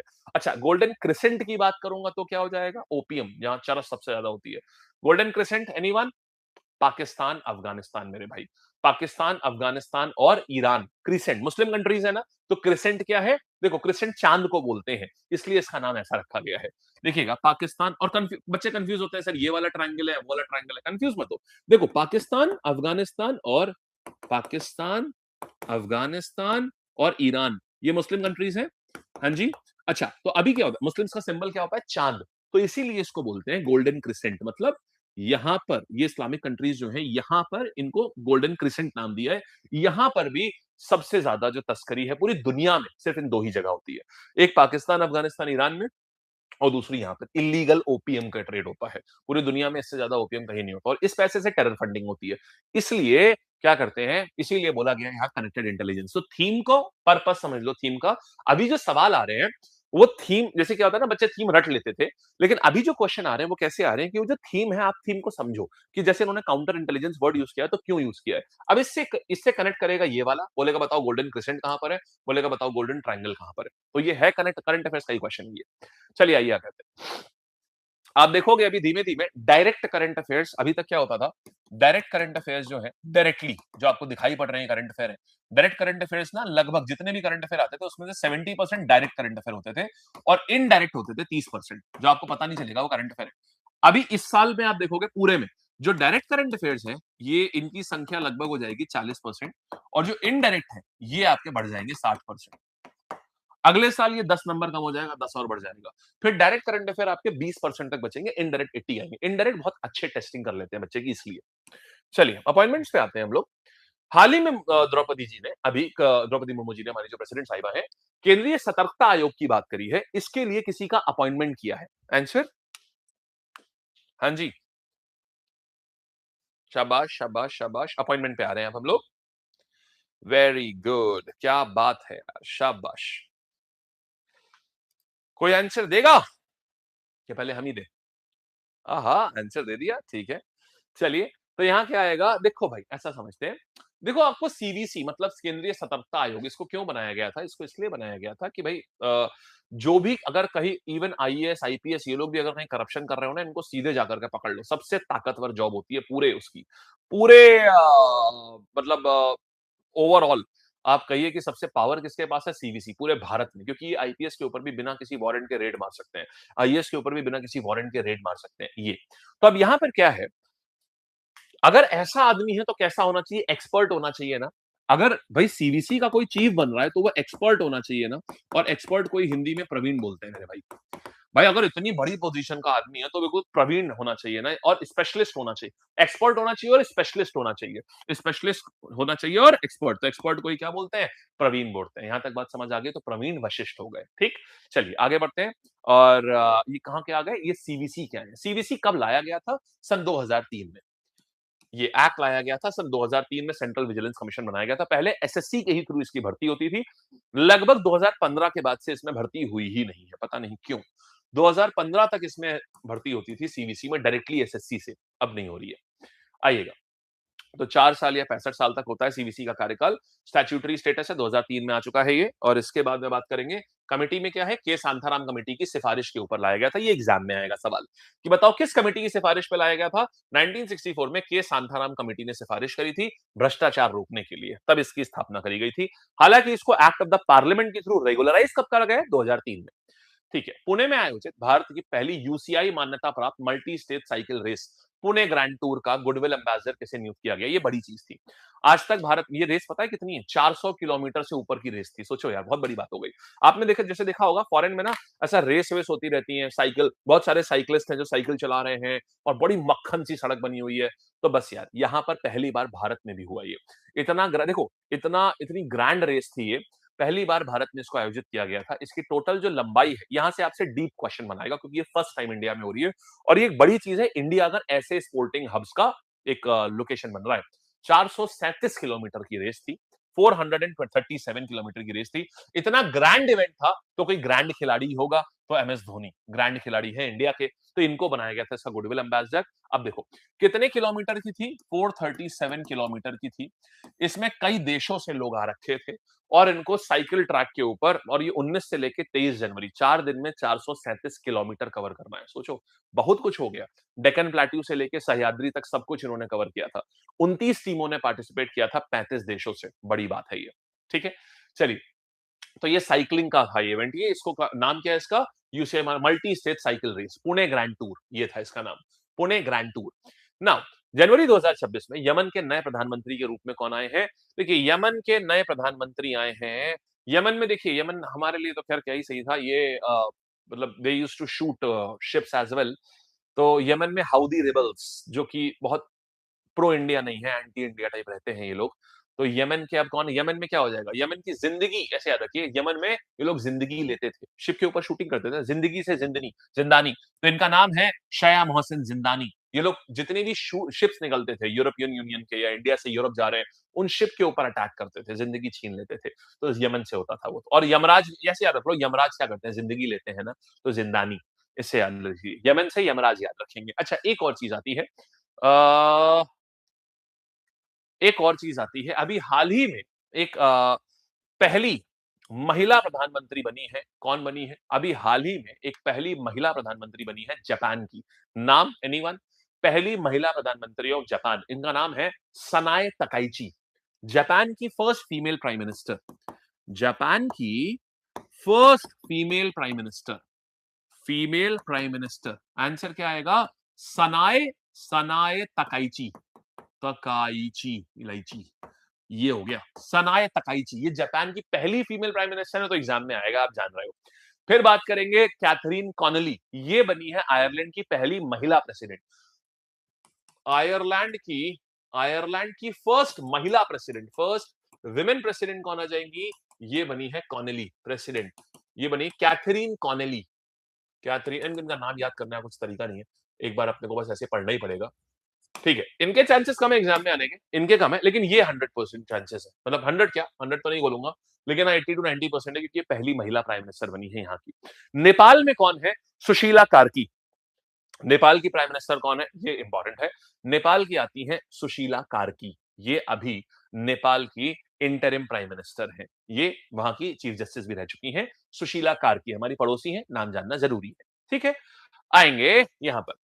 अच्छा, जानते हो गूगल ने अपने हेडक्वार्टर्स कहां रखे हुए हैं? गूगल के हेडक्वार्टर्स कहां पर हैं? हाँ जी, चलो, very good, very good, very good. ठीक है, बहुत अच्छी बात है, बहुत अच्छी बात है। हाँ, सुशीला कार्की बिल्कुल ठीक है। गूगल के हेडक्वार्टर्स कहाँ रखे हुए हैं इसने? ये रखवाए हुए हैं इसने आयरलैंड में। मतलब जो अपने हेडक्वार्टर्स क्या जितना हेडक्वार्टर गूगल के वैसे तो देखो कैलिफोर्निया वाला तो ऑफिस है। इन्होंने अपनी सब्सिडियरी कहाँ करी हुई है? आयरलैंड में। क्यों? आयरलैंड में जो कॉर्पोरेट टैक्स है ना, ये सिर्फ 12.5% है। जैसे हम ना गूगल को जब पे करते हैं, जो ईमेल आईडीज वगैरह होती हैं, तो जैसे आप लोग गूगल को कुछ पे करते हैं? नहीं करते हैं ना, कुछ नहीं करते हैं। सो हम पता है गूगल को कितना पे करते हैं हर महीने? लगभग लगभग मुझे लगता है somewhere around 50 to 60,000 per month. हर महीने लगभग 60,000 रुपए गूगल को हम पे करते हैं। जो ईमेल आईडीज होती हैं हम लोगों की, जो कॉर्पोरेट आईडीज होती हैं, जैसे आपने देखा होगा किसी नाम के पीछे लगा हुआ है कंपनी का नाम और उसके बाद कुछ डॉट कॉम या डॉट इन। इसके लिए क्या होता है, ये आप गूगल को पे करते हैं और गूगल आपको स्टोरेज देता है कि आप, क्योंकि इतनी सारी फाइलें होती हैं आपको स्टोर करना है वीडियो एडिटिंग के लिए और ये सब। तो साल का लगभग 8 से 10 लाख रुपए सिर्फ ईमेल ईमेल का पे होता है। तो जब पे करते हैं ना, तो उसमें आता है कि गूगल आयरलैंड से आया है, गूगल आयरलैंड को ये पैसा जा रहा है। तो आयरलैंड में कॉर्पोरेट टैक्स जो है वो 12.5% है। बाकी जगहों पर क्या है, 25%, 30%। तो वहां पर उनको इससे फायदा बहुत हो जाता है आयरलैंड में अपनी कंपनी रखने से। ये फायदा है। चलिए, अच्छा, चला जाए। नाउ आगे बढ़ते हैं। इधर देखते हैं, ये हो गया हमारा। फिर देखिए, हाल ही में येनोबो मुसेविनी, इन्होंने किस देश के राष्ट्रपति के रूप में 7वां टर्म, अब ये 7वीं बार बन रहे हैं। तो देखिए, ये आ जाएंगे युगांडा, ये आ जाएंगे युगंदा, युगांडा से हैं ये। नाम देखना है भाई एक बार। जनवरी, जेपी, ये बहुत इंपॉर्टेंट न्यूज है यार, बहुत इंपॉर्टेंट। भाई बीजेपी ने एक बहुत गजब सी चीज करी है। पार्टी प्रेसिडेंट, मतलब पार्टी का मुखिया, 2020 2000 सन 2000 से जेपी नड्डा थे, लगभग 22 साल 25 साल हो गए इनको। 2000 के करीब बने थे ये।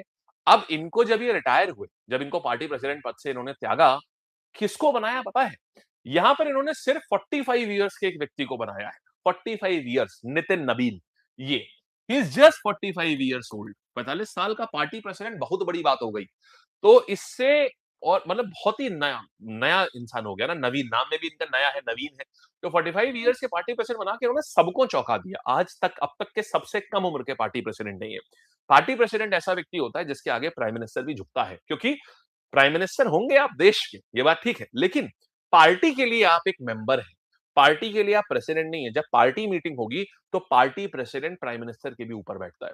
प्राइम मिनिस्टर को भी पार्टी प्रेसिडेंट की बात सुननी पड़ती है। ये बड़ी चीज है। This is shift in the power, कि कैसे एक यंग इंसान धीमे धीमे पुराने लोगों से नए लोगों की तरफ आ रही है पावर। ये बहुत एक अच्छी साइकोलॉजी दिखाता है पावर शिफ्टिंग की। चलिए, तो इन्हें इस पद के लिए अनअपोज्ड चुना गया है। आइए नेक्स्ट कहानी पर आते हैं। हाँ जी, तो जेपी नड्डा जो है अब नहीं है, अब नितिन नवीन है। यहां से हमारे सारे नेशनल अपॉइंटमेंट्स खत्म होते हैं मेरे भाई। अब हम लोग मूव करते हैं सबसे खास कैटेगरी के ऊपर, जिसका नाम है, क्या बताएंगे क्या नाम है? इसका नाम है स्पोर्ट्स। अब स्पोर्ट्स के ऊपर आते हैं, देखिएगा। सो स्पोर्ट्स हम देख रहे हैं, आइएगा यहां देखते हैं। अभी हाल ही में देखो, ICC player of the month आपको एक बार बता दे रहा हूं, लेकिन आई डोंट थिंक सो कि आएगा, क्योंकि ये देखो, अब ICC player of the month कितने याद करोगे? हर महीने कोई ना कोई ICC player of the month आता है। सो आई डोंट थिंक सो कि अब आपको इसके पढ़ने की आवश्यकता है। हाँ, फरवरी में पेपर है ना, तो दिसंबर और जनवरी पढ़ लेना खाली बस। जब पेपर हो, उसके सिर्फ 2 महीने पहले का, और कुछ मत याद करना, क्योंकि ऐसे तो 12 होते हैं साल में। तो अभी क्या किया गया, star player of the month कैसा होता है? स्टार होता है ना, तो स्टार्क को मिला है, मिशेल स्टार्क। ये प्लेयर ऑफ द मंथ हो जाएंगे, ICC men's player of the month दिसंबर महीने के लिए। जनवरी और देख लेना, क्योंकि आपका फरवरी में एग्जाम है, इसलिए। बाकी जिन बच्चों का सीजीएल सीएचएसएल है, वो भूल जाना इस न्यूज को। इतना पुराना प्लेयर ऑफ द मंथ नहीं पूछता है। बस एग्जाम के 1-2 महीने पहले। फीफा वर्ल्ड कप आप जान रहे हो, अभी इस बार देखो फीफा होने वाला है। फीफा कौन कौन से देश करा रहे हैं इस बार? मेरे भाई, फीफा जो है ये 3 देश मिलके करा रहे हैं, और इस बार का फीफा बड़ा अलग है। इस बार के फीफा से सवाल भी बड़े अलग अलग बनेंगे। पहली चीज तो देखो, कौन कौन करा रहा है? यूएसए करा रहा हुआ है। और फीफा वर्ल्ड कप 2026 में होने वाला है। कौन कौन सी टीमें, कौन कौन सी country? US, Canada and Mexico, तीनों लोग मिलकर करा रहे हैं। So we have USA, Canada, USA, Canada and Mexico. ये तीनों लोग जो है ना, फीफा मिलके करा रहे हैं, पहली चीज तो ये हो गई। दूसरी बात आती है कि फीफा में कितनी टीमें हैं। इस बार देखो, अभी तक ना 32 टीम पार्टिसिपेट किया करती थी। इस बार बहुत सारे नए देशों ने भी अपनी टीम भेजी है, 48 इस बार आ रही है। 48 टीम पार्टिसिपेट कर रही है, दिस इज वेरी गुड। और 2022 में कौन जीता था? 2022 में जो थे, ये गिलबर्टो डा सिल्वा, ये जीता था, ब्राजील ने जीता था। ठीक, दो सॉरी 2022 कह रहा हूं, 2002 में।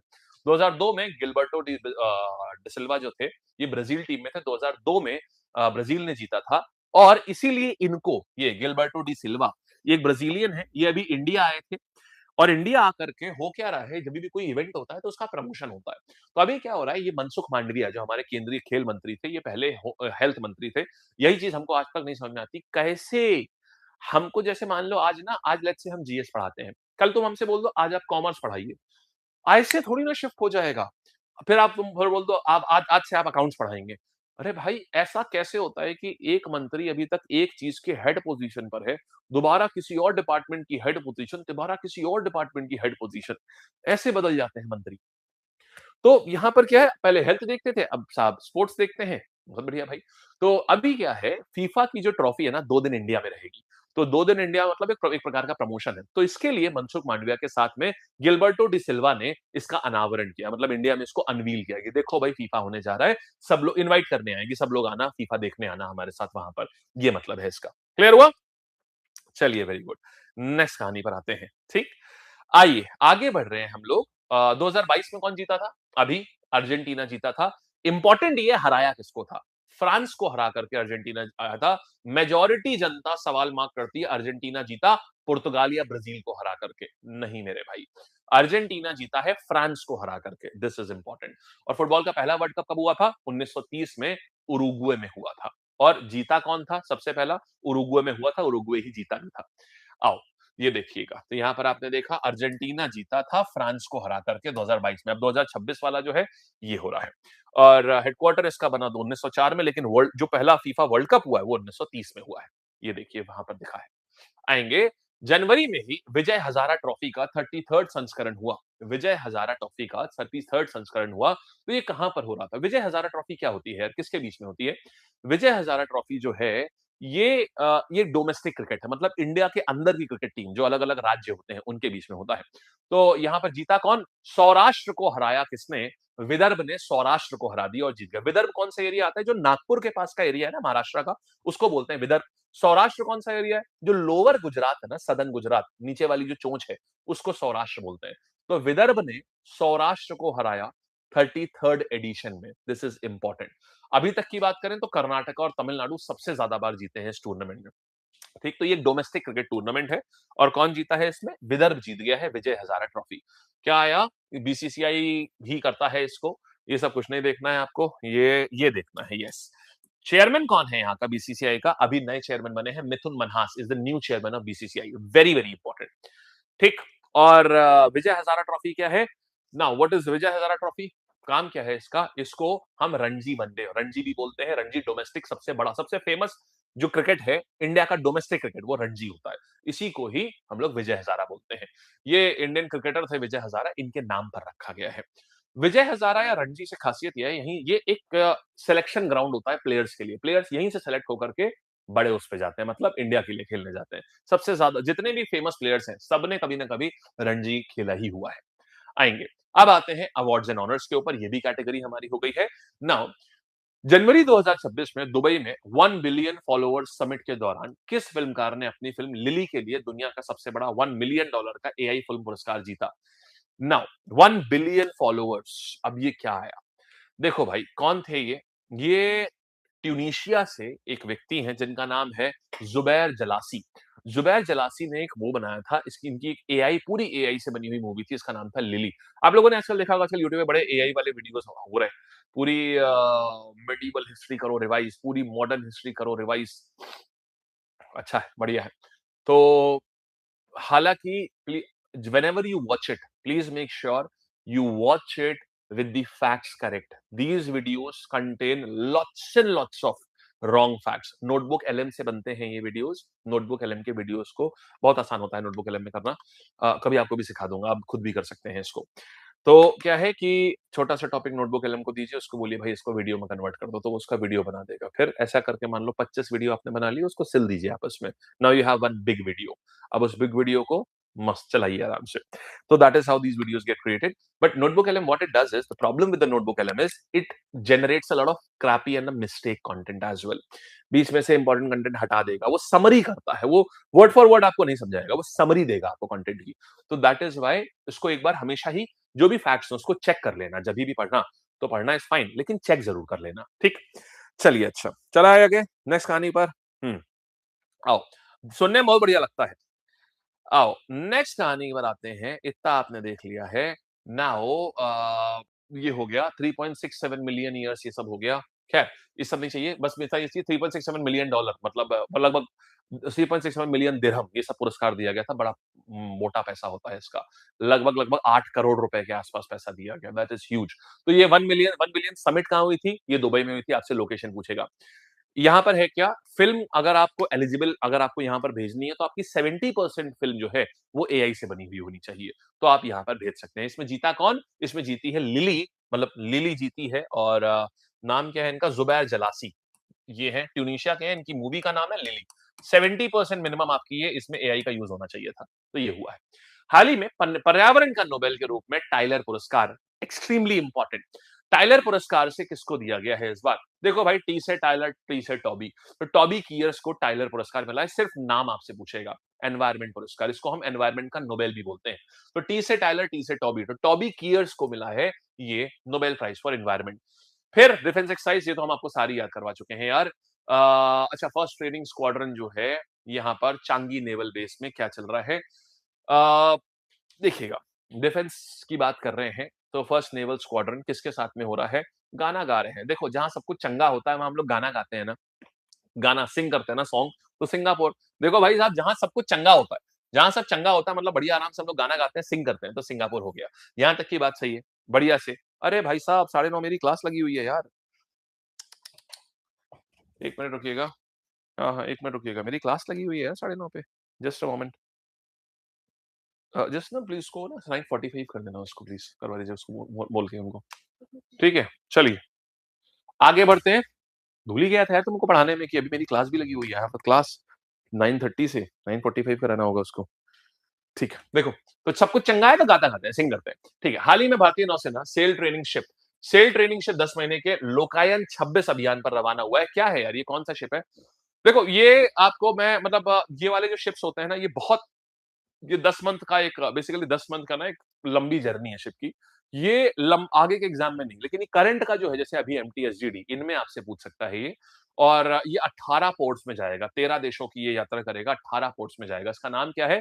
आईएनएस सुदर्शनी। ये जैसे सुदर्शन चक्र देखो ऐसा घूमता था ना, ऐसे याद रखो, सुदर्शन चक्र ऐसा घूमता था ना, पूरा पूरा घूम घूम के सबको वध करता था, तो ऐसे ये भी घूमेगा पूरे में। आईएनएस सुदर्शनी इसलिए इसको बोलते हैं। ठीक है, बस। और अब आती है आपकी आखिरी न्यूज आज की, ये कि अभी हाल ही में राजनाथ सिंह जी ने किस देश के लिए पिनाका रॉकेट सिस्टम के पहले गाइडेड बैच को रवाना किया, मतलब हमने एक्सपोर्ट किया है।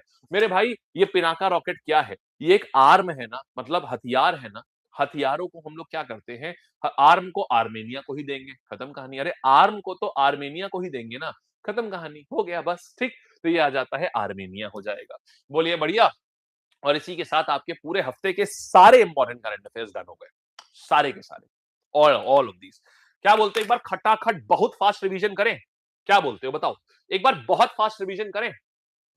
आइए एक बार बहुत फास्ट रिवीजन करते हैं, देखते हैं कितना हमें याद हुआ है। इट इज वेरी इंपॉर्टेंट कि क्लास में याद होना बहुत जरूरी है। देखें, ठीक है, हाँ जी, ओके, ठीक है। अरे रुक जा भाई, अब पहले ना एक बार पूरा देखेंगे कि कितना याद हुआ है। 1 मिनट रुको यार, आपके कमेंट्स क्या हो गया इसके पे? हाँ, रेडी? चलो ठीक है, आइए तो शुरू करते हैं हम लोग यहां पर। here we go। बहुत तेजी से करेंगे, ठीक है, स्पीड बहुत अच्छी रखेंगे। आइए, सबसे पहले मकरविलक्कू फेस्टिवल कहाँ पर होता है? मकरविलक्कू फेस्टिवल मेरे भाई कहाँ पर हो रहा है? सबरीमला हिल के ऊपर होता है, लॉर्ड अयप्पा के लिए होता है, आंसर आ गया केरला। नेक्स्ट कहानी पर आते हैं हम लोग, हाल ही में भारतीय राजमार्ग एनएचएआई ने क्लीन टॉयलेट वाली जो बात है, उसकी डेट एक्सटेंड करी है। राष्ट्रीय राजमार्ग ऐप नाम है इसका, राजमार्ग ऐप। तो राजमार्ग ऐप कहाँ पर कर दी है? 30 जून तक एक्सटेंड करी है। फिर देखो मेरे भाई यहाँ पर electricity, power, Bharat electricity summit, power की बात होगी। पावर की बात जब भी होगी हम कौन सा शहर बोलेंगे? Will always use the word Delhi. हाँ जी, शाबाश। फिर आओ, किस देश न्यू साउथ वेल्स यूनिवर्सिटी कहाँ पर आ रही है? न्यू साउथ वेल्स यूनिवर्सिटी कहाँ की है भाई मेरे? ये आ जाती है हमारे पास में, this university is of Australia. शाबाश, थोड़ा सा और फास्ट देखो। फिर बात करेंगे, मोदी जी ने अभी स्लीपर वंदे भारत, स्लीपर में हर कोई क्या करता है? हर कोई माने क्या आ जाएगा? हर कोई, यानी हावड़ा से कामाख्या, हर कोई, एचके, ये आ गया, यहाँ पर हो गया स्लीपर ट्रेन। फिर बात करेंगे अभी काकीनाडा, काकीनाडा क्या हो जाएगा? ये अमोनिया आ रहा है, सबसे बड़ा संयंत्र है। अमोनिया अगर आंखों में चली जाए तो आदमी क्या हो जाता है? अंधा हो जाता है, तो आंध्र प्रदेश हो जाएगा। ठीक है, हेबर्स प्रोसेस, ली शैटलियर प्रिंसिपल हमने सब पढ़ा था इसमें। फिर बात करेंगे पोंडारू खादी, तो पोंडारू खादी में बोल रहा है, बताओ कहाँ पर है ये? पोंडारू खादी कहाँ से आया है? और श्रीकाकुलम डिस्ट्रिक्ट, तो श्री आ गया ना, श्रीकाकुलम डिस्ट्रिक्ट का है, श्री आ गया। श्री के सारे जिले है ना, वो आंध्र प्रदेश में ही होते हैं। मोदी जी ने राष्ट्रीय उद्यान से होकर गुजरने वाले, तो क्या हो जाएगा? मतलब एलिवेटेड है। ऊंचे कौन बैठता था हमेशा? जज, माने काजी, काजी से काजीरंगा आ गया। ये हो गया भाई। केंद्रीय बिजली मंत्री मनोहर लाल, उत्कृष्टता केंद्र, पावर, बिजली की बात हो रही है, पावर की बात हो रही है, पावर तो कहाँ आ जाएगी? पावर सारी की सारी कहाँ पर है? It is always in Delhi, तो आईटी दिल्ली हो जाएगा। फिर बात करेंगे राष्ट्रीय वन्यजीव बोर्ड, तो बेसिकली एनवायरमेंट मिनिस्टर कौन है? भू, एनवायरमेंट का, जमीन के ऊपर हम लोग रहते हैं, एनवायरमेंट से इन्फ्लुएंस होते हैं, माने भू से इन्फ्लुएंस होते हैं, माने भूपेंद्र। ये हो गया, आगे आते हैं। फिर देखेंगे यहाँ पर प्रधानमंत्री मोदी जी ने गोवा, बागूरुम्बा का क्या आ जाएगा? बागूरुम्बा में क्या आ जाएगा? बागूरुम्बा कौन करता है? बोडो करता है, बैशागु फेस्टिवल पे करता है, और बटरफ्लाई डांस बोलते हैं इसको। ये हो गया। फिर बात करेंगे भाई, इसमें भाषाओं की बात करेंगे तो कौन से? 5 लाख रुपए दिए जाएगा प्रति भाषा, 7 भाषा सेलेक्ट करी गई हैं। कौन आ जाएगा? एमके स्टालिन का तमिलनाडु। फिर बात करेंगे यहाँ पर अभी अश्विनी वैष्णव साहब गए थे, कहाँ गए थे? ये गए थे, धोने गए थे। सारे जितने भी अंग्रेज हैं ना, सबको धोने गए थे। धोते कहाँ पर है? वॉशिंगटन में धोते हैं। तो वॉशिंगटन में धो दिया इन्होंने, तो वॉशिंगटन डीसी हो गया। फिर बात करेंगे यहाँ पर हाल ही में फिनके नदी, फिनके नदी कहाँ पर है? फिनके नदी मेरे भाई, नदी की तो हमेशा आस रहती है ना कि इसमें पानी आ जाए, आ जाए, आ जाए। तो आज से आया ऑस्ट्रेलिया। ठीक है, आगे आते हैं। स्पोर्ट्स का ऑस्कर किसको मिला है? Lawrence sports award. स्पोर्ट्स में मिला का मतलब यही, कहाँ होने वाला है ये? आदमी स्पोर्ट्स में एकदम मैड रहता है, पागल रहता है, तो इसीलिए मैड्रिड में होगा ये। और आगे आएंगे, छठी आसियान समिट कहाँ पर? डिजिटल मंत्री, तो यहाँ पर हमने गोल्डन क्रिसेंट, गोल्डन ट्रायंगल का कांसेप्ट समझा। और ये क्या आ जाएगा? दिस विल हैपन वेयर, ये आपका होगा होगा होगा होगा होगा होगा होगा होगा होगा होगा होगा होगा होगा होगा होगा होगा कनेक्टिविटी वाला आ जाएगा। Connectivity and counter intelligence, very well done. Connectivity and counter intelligence, शाबाश जियो चीतो। फिर आओ, यहाँ पर बात करेंगे, यहाँ से कौन आ जाएंगे? सीबीसी के आदमी को एक्सपर्ट होना चाहिए, माने प्रवीण होना चाहिए, तो आंसर आ जाएगा प्रवीण वशिष्ठ। फिर आगे बढ़ेंगे यहाँ पर, पुणे में आयोजित भारत की पहली यूसीआई मान्यता प्राप्त जो है गुडविल एम्बेसडर कौन आया है? ये आ जाएंगे धोनी भाई। फिर बात करेंगे किसको? Prime minister of Yemen, Yamraj क्या करेगा? जिंदगी माने जिंदानी, तो ये जिंदानी हो जाएंगे। हाँ जी। फिर बात करेंगे योरेवा मुसेवेनी, मुंडा जैसा लग रहा है तो युगुंडा, तो युगांडा हो जाएगा। फिर बात करेंगे जेपी नड्डा के स्थान पर एक नया आया, नए का मतलब ही होता है नवीन, तो नवीन, नवीन आ जाएंगे, नितिन नवीन। ठीक है। फिर बात करेंगे यहाँ पर स्पोर्ट्स की, ICC men's player of the year किसको मिल रहे हैं? ये स्टार बन गया, माने स्टार्क, तो मिशेल में ये आ जाएगा मिशेल स्टार्क। फिर बात करेंगे केंद्रीय खेल मंत्री कौन है? ये मांडविया साहब, और इनके साथ में कौन आया? डिसिल्वा, ब्राजील के हैं। इंडिया में फीफा की ट्रॉफी को अनवील कर रहे हैं। फीफा इस बार कहाँ हो रहा है? यूएस, मेक्सिको एंड कनाडा में। फिर बात करेंगे यहाँ पर विजय हजारा ट्रॉफी की बात कर रहे हैं, 33वां संस्करण। तो सौराष्ट्र को हराकर किस टीम का खिताब जीत रहे हैं? ये विदर्भ ने जीता है, सौराष्ट्र को हराकर। सबसे ज्यादा बार कर्नाटका, तमिलनाडु जीते हैं। फिर बात करेंगे अपन लोग यहाँ पर इधर $1 बिलियन, तो ये जिदानी करके हैं, नहीं जी, जुबैर जलासी, और इनकी मूवी का नाम है लिली, ये दुबई में हो रहा था ये। पर्यावरण का नोबेल किसको मिला है? तो पर्यावरण का नोबेल टाइलर पुरस्कार, टी से टाइलर, टी से टोबो करके कुछ है, हाँ, टोबी कियर्स। हाँ जी। फिर बात करेंगे यहाँ पर दक्षिण पूर्व प्राथमिक स्क्वाड्रन, ये कहाँ आ जाएगा? चंगी, सब कुछ चंगा होता है तो क्या करते हैं? सब चंगा होता है तो गाना गाते हैं, माने सिंगापुर हो जाएगा। फिर इसके बाद में देखेंगे भारतीय नौसेना सेल ट्रेनिंग शिप, तो लोकायन अभियान कहाँ पर आया है? ऐसा समुद्र, ऐसा ये आ जाएगा, सुदर्शन की तरीके से हर जगह जाएगा ये। ठीक है। फिर रक्षा मंत्री ने पिनाका को, सिस्टम को जो लॉन्च किया था, वो क्या किया था? मेरे भाई पिनाका एक रॉकेट है, आर्म है, तो आर्म किसको देंगे? आर्म तो हम आर्मेनिया को देंगे ना, खत्म कहानी। बोलो भाई कैसा रहा? सब याद हुआ? क्या बोलते हो? एवरीथिंग, व्हाट डू यू से? क्या बोलते हो? मजा आया? एक एक चीज आपका पूरे हफ्ते का करंट अफेयर्स हो गया। ठीक है। शनिवार शनिवार हम लोग इसको करते हैं सुबह सुबह 8 बजे, पूरे हफ्ते का करंट अफेयर्स आप लोगों का हो गया। आ गया ना? बढ़िया एकदम, बहुत बढ़िया तरीके से। शाबाश यार, चलिए, ऑल द बेस्ट दोस्त, बहुत बढ़िया। और अब चलते हैं, आप लोग फाउंडेशन, आप लोग बैचेस जो हैं, ये आप लोग देख लीजिएगा, यहाँ पर अवेलेबल हैं। और हम लोग 1 तारीख 2 तारीख से शुरू कर रहे हैं बैचेस को। ठीक। एसएससी के जो बैचेस हैं 2 तारीख से शुरुआत हो रही है उनकी। बहुत बढ़िया, बधाई हो। ठीक है, चलिए, ऑलराइट। आगे बढ़ा जाए? हाँ जी। विकास वो डिपेंड करता है, सिलेक्शन के ऊपर कॉल आता है। इट माइट बी कि नहीं हुआ होगा, ठीक? हाँ जी। हाँ जी, येस। नहीं, 2 डिवाइस एट अ टाइम एक पे कर पाएँगे भावना, एट अ टाइम एक पे, ठीक? आप 2 क्या 10 पे भी कर सकते हो बट एट अ टाइम एक के ऊपर, कूल? चलिए अच्छा, बाय-बाय करें एंड एसएससी फाउंडेशन एचएफटी जो है उसमें सारे सब्जेक्ट हैं, एसएससी फाउंडेशन जीएस नहीं, एसएससी फाउंडेशन एचएफटी जो है उसमें सारे सब्जेक्ट हैं और क्या बोलते हैं जीएस, मैथ्स, रीजनिंग और ये सारे सब्जेक्ट हैं उसमें, ठीक है? चलिए अच्छा, बाय-बाय, ठीक है। Thank you guys, bye bye, tata, take care.